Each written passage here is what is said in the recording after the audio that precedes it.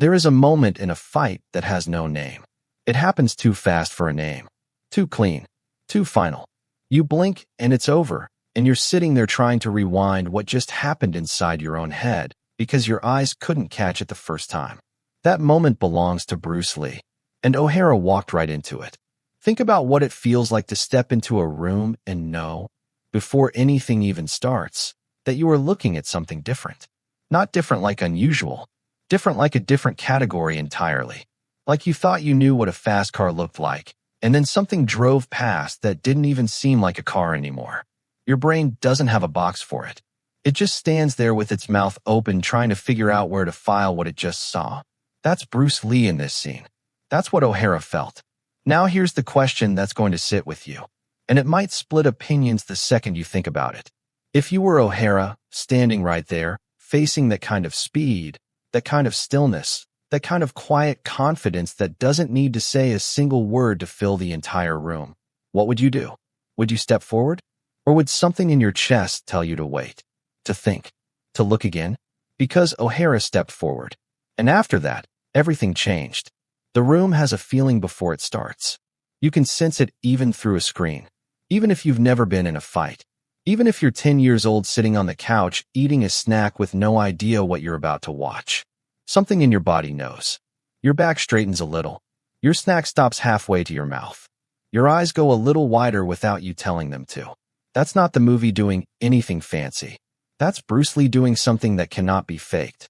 He walks into a space, and the space changes. The air gets tighter. The sounds around you get quieter. Everything else in the room loses importance. And O'Hara feels every bit of that. He doesn't show it. That's the thing you have to respect. O'Hara is not shaking. O'Hara is not backing up against the wall. O'Hara has trained for years. O'Hara has won fights. O'Hara has stood in front of dangerous people before and come out the other side. He has real reasons to believe in himself. And he does believe. Right up until the moment the belief gets quietly taken apart in front of his eyes. Watch his face before it begins. There's something there. Steadiness. Certainty. The look of a person who has decided how this goes and is comfortable with the decision. That kind of face is built over time. You don't wake up one day with that kind of confidence. You earn it. You take hits. You get back up. You do the work day after day until the fear shrinks down to something you can fit in your pocket and carry around without it slowing you down. O'Hara earned that face. Bruce Lee simply didn't care about it. Not in a mean way. Not in a dismissive way.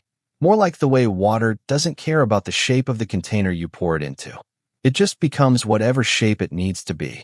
Bruce Lee doesn't look at O'Hara's confidence and try to find a way around it.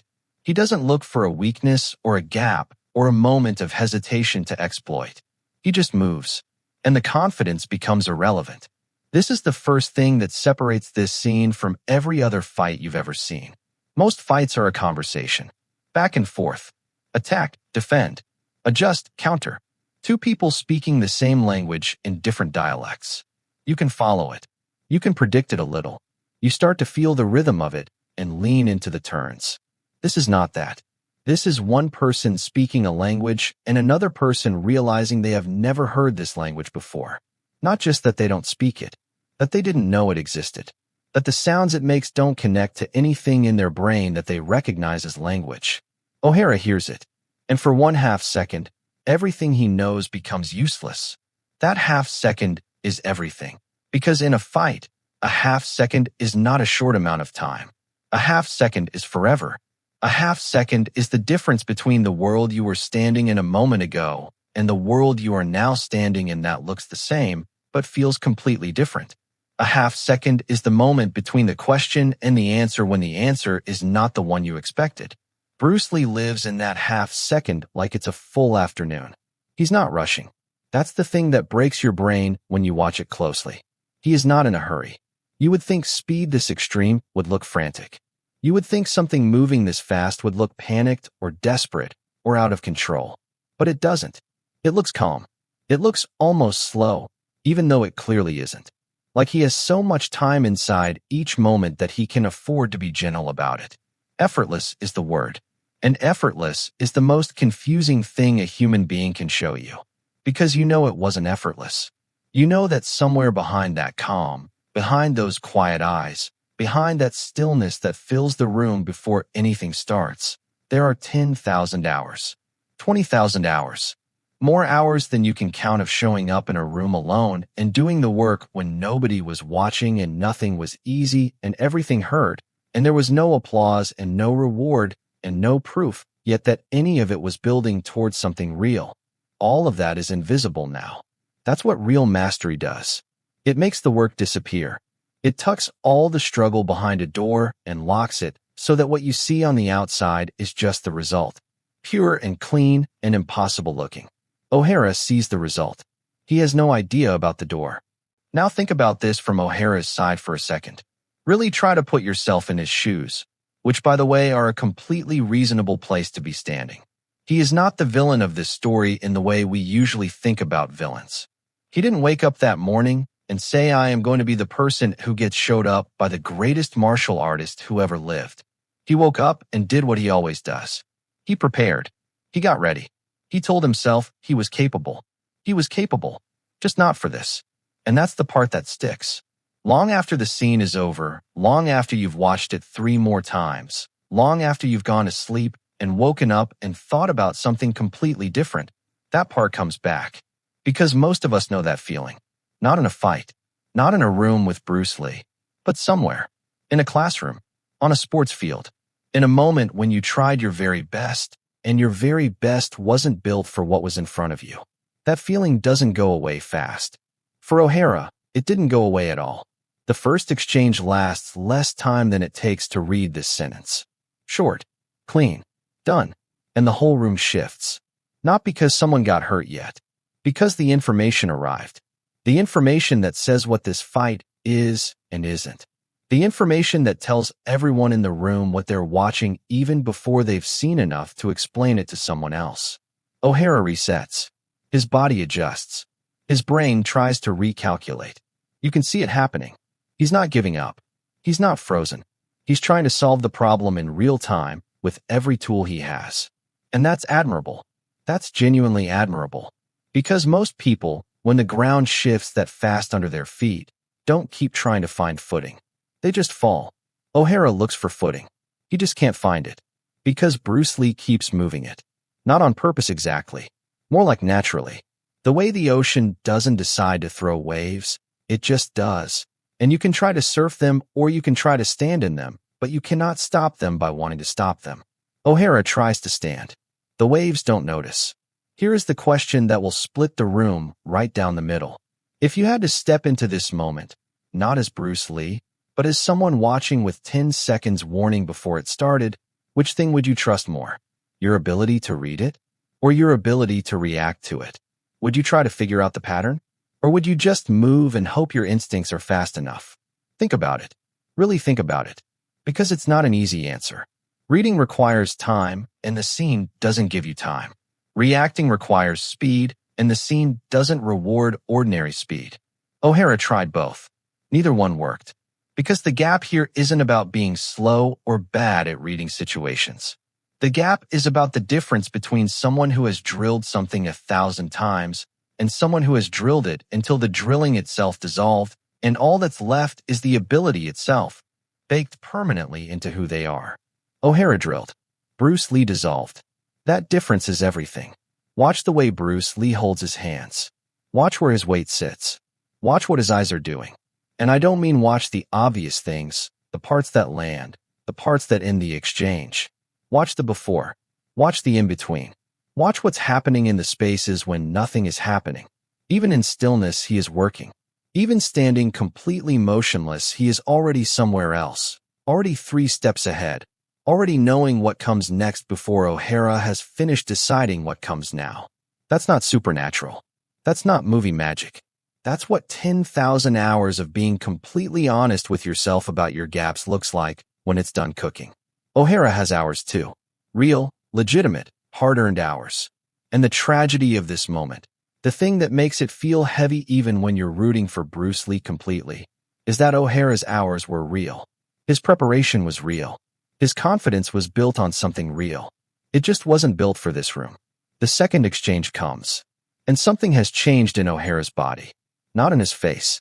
His face is still committed, still forward, still saying, I am not done. But in the way he moves, there's a new calculation running underneath everything else. A background question that he didn't have before. A small voice that wasn't there a minute ago, asking something he doesn't want to hear. What if I can't close this gap? Bruce Lee hears that question before O'Hara finishes asking it. This is the part that's hard to explain. The way great fighters, the truly great ones, don't just respond to what you do. They respond to what you're about to do. They've seen so many versions of this moment, so many different bodies and so many different states of fear and confidence and confusion, that they can read what's coming in the same way a good reader can guess the end of a sentence from the first 3 words. O'Hara telegraphs without meaning to. Bruce Lee reads without trying to. And then it just happens. The way things happen when one person is ready and the other person is discovering in real time what ready actually looks like. There is no good word for the speed of it. Fast doesn't work. Fast is what you see in a good athlete or a quick reflex or a sudden movement that surprises you. Fast is a category your brain knows how to file. This doesn't get filed. This arrives and is over before the filing system even opens. O'Hara's body responds the way bodies respond to things that have already happened. A reaction with nothing left to react to. An answer to a question that was asked and answered before the answer could be stopped. He goes down. And the way he goes down is not dramatic. It's not cinematic in the way you might expect from a movie that clearly knows how to be cinematic.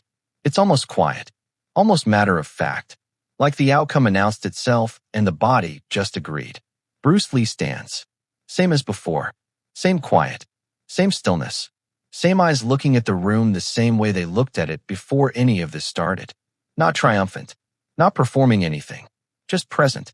Just exactly who he was 1 minute ago and 5 minutes ago and 5 years ago and who he would be tomorrow in any room with any person under any conditions. That is the image. That is the one that stays. Not the movement. Not the speed. The stillness after. The fact that it didn't change him. The fact that what just happened was, for him, the natural result of things he decided and built a long time before this room existed. O'Hara carried something out of that room with him. Not an injury, though there was that. Something else. The specific weight of having been measured by something true and finding the measurement came up short. Not because you lied about your height, but because the measuring tool went places you didn't know measuring tools could go. That weight doesn't lift fast. Sometimes it doesn't lift at all. Think about the hardest moment you've ever had where you tried your best at something and your best wasn't enough. Not because you were lazy, not because you didn't care, but because the thing in front of you required something you didn't have yet, and there was no time to go get it. That's a specific kind of hard. Harder in some ways than failing because you didn't try. Because not trying leaves you with the story that you could have done it if you'd wanted to. Trying your best and falling short takes that story away. All that's left is the truth. O'Hara met the truth. It was wearing Bruce Lee's face. Now go back to the beginning of the scene. Before the first move. Before the first exchange. Before any of the information arrives. Go back to the moment when O'Hara is still certain and Bruce Lee is still quiet and the room is still just a room. Look at O'Hara's feet. Look at the way he plants himself. Look at the decision that lives in his posture. He has planted himself in a story about how this goes. The story is confident and earned and built on real things. It is a good story. A true story about who O'Hara is and what he can do. And then look at Bruce Lee. Look at what he doesn't do. He doesn't write a story. He doesn't plant himself in anything. He just exists in the moment he's in with everything he is available and ready and pointing outward. No story. No prediction. Just presence. A story can be wrong. Presence can't be wrong. It just is. That's the invisible difference. The one you feel before you can name it. The reason the room shifts before anything happens. The reason your snack stops moving toward your mouth. The reason your back straightens and your eyes go wide without you deciding to do any of those things. Presence beats story. It does every time. And O'Hara never recovered from the moment he understood that. Not because he was weak. Not because he lacked anything that matters. But because some lessons can only be learned in the room, in the moment, with nowhere to go and no time to prepare and nothing between you and the truth of the gap but 6 feet of air and a half second of time. That is what this scene holds. That's why people come back to it. That's why it doesn't age. That's why a 10-year-old watching it for the first time today feels the same thing that adults felt watching it for the first time decades ago. Because it isn't really about fighting. It isn't really about speed or strength or skill, though all of those things are obviously there and obviously extraordinary. It's about what happens when someone has gone all the way down into something. Past good, past great, past the point where most people look around, feel satisfied, and decide they're done. What happens when a person keeps going past that point, and keeps going, until the thing they're building stops being separate from who they are, and just becomes who they are, permanently. Always available. Never something they have to remember to reach for because it's already there before they need it. That's what O'Hara walked into. That's what the room felt. That's what you felt just watching it. And here's the last question. The one that follows you out of the scene and into the rest of your day. You have something everyone does, something that you care about enough to get good at. A sport, an instrument, a skill, a subject that makes your brain light up when you're inside it. Something where you can feel the distance between where you are and where you could be if you kept going past the place you usually stop. What would it look like to not stop this time? What would it feel like to still be working at it when nobody was watching and nothing felt easy and there was no reward yet, and the only reason to keep going was that the thing itself was worth it? What would it build, slowly, invisibly, behind a door you lock every day by showing up? Bruce Lee answered that question with his whole life. The room already knew the answer before he walked in. O'Hara found out the hard way. And you are sitting here right now with the question still completely open, still completely yours, still completely possible to answer any way you choose. Which way are you going to choose?